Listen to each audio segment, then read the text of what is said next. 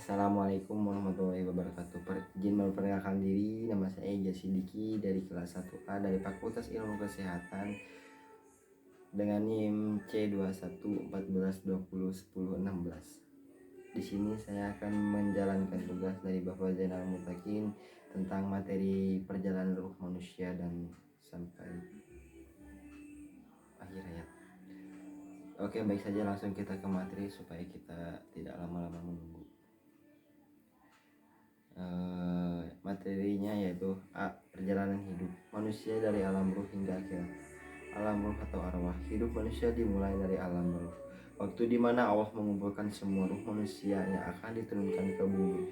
Kemudian ini dikisahkan dalam Al-Quran, yaitu artinya, dan ingatlah ketika Tuhan mengeluarkan keturunan anak-anak Adam dari surga mereka, dan Allah mengambil kesaksian terhadap jiwa mereka seraya berfirman, bukankah aku ini Tuhanmu? Mereka menjawab, betul, Engkau Tuhan kami. Kami menjadi saksi. Kami melakukan yang demikian ini agar di hari kiamat kami tidak mengatakan sesungguhnya kami Bani Adam adalah orang-orang yang lengah terhadap ini. Keesaan Tuhan. Quran Surat Al-A'raf ayat 172. 2. Alam rahim. Perjalanan yang kedua ialah alam rahim atau kandungan. Rahim artinya kasih sayang. Alam rahim adalah suatu alam di mana manusia dibentuk atas dasar kasih sayang Allah kepada hamba-hambanya. Waktu berada di alam rahim ini, sejak itulah terjalin kasih sayang yang disebut silaturahim. Setelah melewati alam ruh dan setelah membuat kesaksian tentang Allah, maka manusia akan memasuki kehidupan dalam rahim atau kandungan. Ketika manusia berada di alam rahim atau jasad, manusia diciptakan dalam beberapa tahap. Setelah manusia berhasil melewati alam rahim, maka manusia telah memasuki tahap ketiga dari perjalanan hidupnya, yaitu alam dunia. Dalam dunia ini, perjalanan manusia melalui proses yang panjang, mulai dari bayi yang hanya minum air susu ibu, lalu tumbuh menjadi anak-anak, remaja, dan hal lain. Selanjutnya menjadi dewasa, tua, dan diakhiri dengan meninggal. Proses ini berjalan sama antara satu dengan yang lainnya. Tidak semua manusia dapat hidup sampai remaja, dewasa, atau tua, karena kematian bisa datang kapanpun dan dimanapun, serta tidak memandang usia.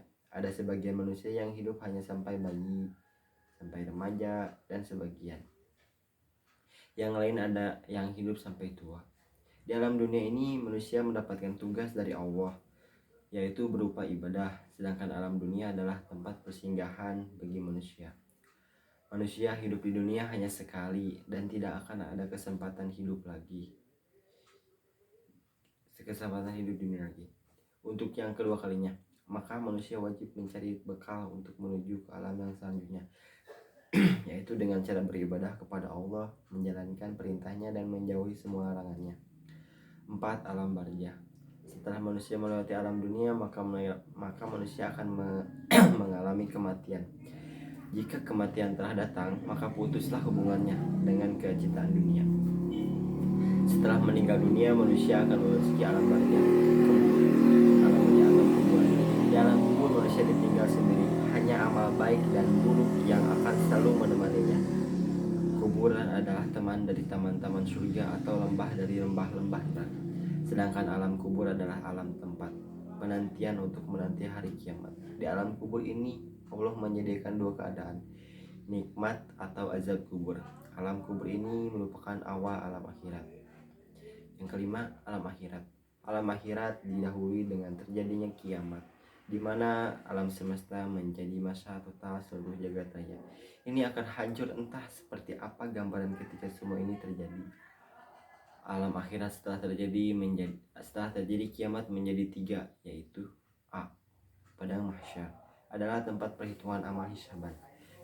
Pada peristiwa ini, seluruh umat manusia mulai dari Nabi Adam alaihissalam sampai manusia terakhir dikumpulkan dalam satu tempat. Surga adalah tempat yang rajin beribadah kepada Allah, menjalankan segala perintahnya, maka mereka diselamatkan dan dimasukkan ke dalam surga. Neraka adalah tempat bagi orang-orang kafir, hak dari kalangan Yahudi, Nasrani, maupun orang-orang musyrik yang tidak mau bertaubat. maka mereka akan kekal di dalam neraka yang penuh dengan siksaan. Dan bagi orang yang tidak patuh terhadap perintah Allah dan yang selalu berbuat dosa, maka mereka akan dimasukkan ke dalam neraka. Mereka akan disiksa dan dibersihkan dari dosa-dosanya. Setelah hari akhir di akhirat, manusia akan menempat beberapa fase, yaitu Yaumul Farjah, adalah hari penantian seluruh umat yang telah meninggal. Yang kedua, Yaumul Ba'as, adalah hari dibangkitkannya manusia dari alam kubur. Yang ketiga, Yaumul Mahsyar, adalah hari dikumpulkannya manusia setelah dibangkitkan dari alam barzah untuk menunggu pengadilan dari Allah Subhanahu wa taala. Yang keempat, Yaumul Hisab, adalah hari pertimbangan amal perbuatan manusia selama hidup di dunia. Yang kelima, Yaumul Mizan, adalah penimbangan amal perbuatan manusia setelah diperhitungkan dengan baik buruknya selama hidup di dunia. Yang ketujuh, Syirat, adalah jalur atau jalan penentu yang masing-masing amal dihisab dan ditimbang amal baik buruknya. Pada tahap ini manusia akan ditentukan masuk surga atau masuk neraka. Hal ini tergantung amal baik dan amal buruk. Yang ke B, ragam orientasi hidup manusia. Ada dua hal yang harus diperhatikan oleh setiap orang untuk menyikapi orientasi hidup, yaitu orientasi hidup yang pertama, orientasi hidup yang salah. Sebagaimana disebutkan dalam Al-Quran surat Al-Baqarah ayat 200, menyebutkan bahwa ada di antara manusia yang orientasi hidupnya di dunia hanya mengejut kenikmatan duniawi, sehingga ini lupa bahkan tidak pernah memikirkan nasib hidupnya di akhirat nanti. Yang kedua, orientasi hidup yang benar. Firman Allah dalam Quran surat Al-Baqarah ayat 256 yang artinya, tidak ada paksaan untuk memasuki agama. Sesungguhnya telah jelas-jelas yang benar daripada jalan yang sesat. Karena itu barang siapa yang ingkar kepada Allah Subhanahu wa taala, setan dan apa saja yang disembah selain Allah, dan beriman kepada Allah, maka ia telah berpegang kepada tali yang kuat. Allah Maha mendengar lagi Maha mengetahui. Dalam ayat ini dengan pelan bahwa Allah telah menunjukkan jalan kehidupan yang harus dilalui oleh setiap manusia, yaitu jalan menuju kesuksesan dan jalan menuju kesesatan. Di antara kedua jalan ini, Allah mempertegaskan perbedaannya. Begitu juga dengan konsekuensi bagi setiap manusia yang menempuh jalan ini. Siapa orang yang mengikuti jalan yang benar, maka ia termasuk golongan orang-orang yang cerdas. Salah satu indikatornya adalah menentukan potensi-potensi pemberian Allah kepada dirinya, mana yang harus digunakan dan mana yang tidak harus digunakan, sehingga membawa manfaat bagi dirinya dan orang-orang sekelilingnya. Di samping itu, dia selalu menghitung dan mempertimbangkan secara hati-hati untung dan ruginya terhadap aktivitas yang dilakukannya, karena dia memahami resiko yang dilakukannya akan berdampak pada kehidupan di dunia, di alam kubur dan akhirat. C. Tujuan fungsi penciptaan manusia. Dalam Al-Quran sangat jelas bahwa manusia pada mulanya tidak seperti yang dikatakan oleh Darwin melalui teorinya. Akan tetapi manusia pertama, Nabi Adam alaihissalam, adalah salah satu makhluk Tuhan yang diciptakan dengan sempurna, atau dalam Al-Quran dikatakan ahwana takwim. Ini menunjukkan bahwa manusia memiliki kelebihan dibandingkan dengan makhluk yang lain, baik itu hewan maupun malaikat secara lebih rinci. Pada hakikatnya Allah menciptakan manusia dengan tujuannya adalah yang pertama, satu, sebagai hamba Allah. Indikasi ini dapat dipahami dari klause kata liya budon yang berarti agar mereka mengabdi kepadaku. Maksudnya, Allah menciptakan manusia dengan tujuan untuk menyuruh mereka beribadah kepada Allah. Bukan karena Allah membutuhkan manusia, melainkan supaya mereka mau tunduk beribadah kepadaku, baik secara sukarela maupun terpaksa. Dan itu pula yang menjadi pilihan Ibnu Jarir, sedangkan Ibnu Zuraiz menyebutkan yakni supaya mereka mengenalku. 2. Untuk menjadi khalifah. Dari segi bahasa, khalifah bermaksud pengganti. Ia menjelaskan bahwa Allah mengamalkan manusia sebagai pengganti untuk mengisi bumi dengan merujuk kepada panduan daripadanya. Mengingat kejadian yang diabadikan dalam Al-Quran ketika Allah Subhanahu wa taala berdialog dengan malaikat soal rencana menciptakan khalifah di bumi. untuk menjadi khalifah. Dari segi bahasa, khalifah bermaksud pengganti. Yang ketiga, tujuan penciptaan manusia. Tujuan penciptaan manusia itu adalah untuk menyeru kepada sesama dalam kebaikan dan mencegah perbuatan mungkar atau amal ma'ruf dan nahi mungkar. Yang kedua, hidup sukses dalam pandangan Al-Quran.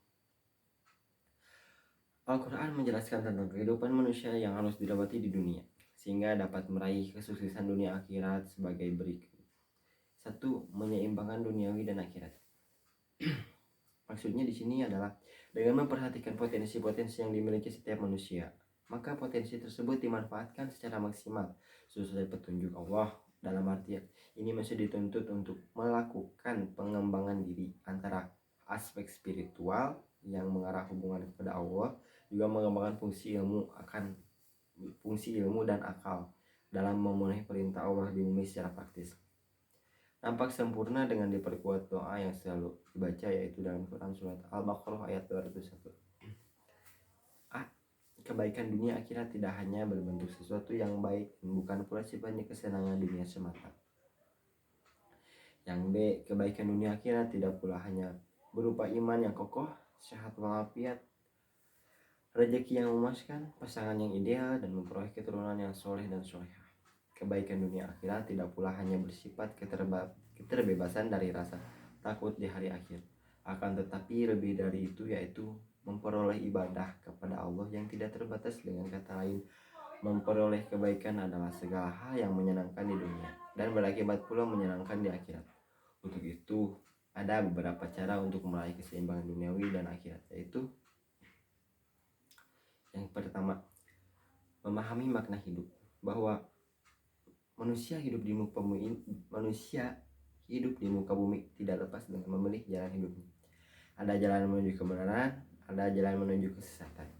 Yang kedua, memahami Al-Quran sebagai petunjuk yang memberikan rambu-rambu kepada manusia kepada kemana dan di mana jalan yang dapat dilaluinya untuk meraih keseimbangan dunia dan akhirat. Yang ketiga, mengasah kepekaan masing-masing Allah agar memiliki sinyal yang kuat ketika akan membuka salah satu pintu surga. Yang keempat, menghindari atau menepis perbuatan yang mengarah pada kemaksiatan atau dosa. Memiliki keseimbangan antara insan, ilmu, pengetahuan, dan kepekaan emosional, iman. Ilmu, pengetahuan, dan kepekaan merupakan potensial yang telah diberikan Allah kepada manusia tanpa pengecualian sedikit pun. Oleh karena itu, setiap orang berhak menggapai ketiganya dengan cara menggabungkannya dengan akal, pikiran, dan panca indera. Maka dialah termasuk orang-orang yang memiliki kesungguhan dan siap berkorban untuk menggapai cita-citanya sesuai dengan ketentuan Allah dan Rasul-Nya. Dengan demikian tujuan menggali dan mengembangkan ilmu adalah untuk 1. Meningkatkan amal ibadah yang dijatuhkan dalam mencari ridho Allah. Yang kedua, meningkatkan amal soleh bagi kepentingan hidup manusia.